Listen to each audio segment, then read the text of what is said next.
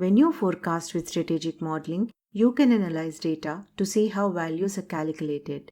While you are analyzing your data, you can make adjustments to your input data and quickly review how those changes impact the calculated output data. Let's look into the value for cost of goods sold. We can drill down on the output value by selecting Audit Trail. You can audit accounts from a report or from the account view.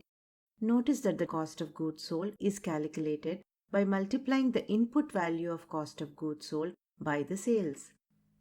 The input value of cost of goods sold is defined as a percentage. So, if we multiply sales by that input value, we can calculate our cost of goods sold.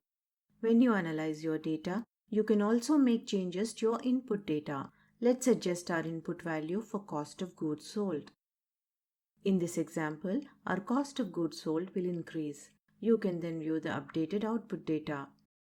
We can drill down further on an account to see how it is calculated. We see that service revenues is a component of the calculation. Drill down further on one component to see how it is calculated. Service revenues is calculated by taking the previous month's value for the same account and increasing it by a fraction of a percent. To learn more, visit docs.oracle.com.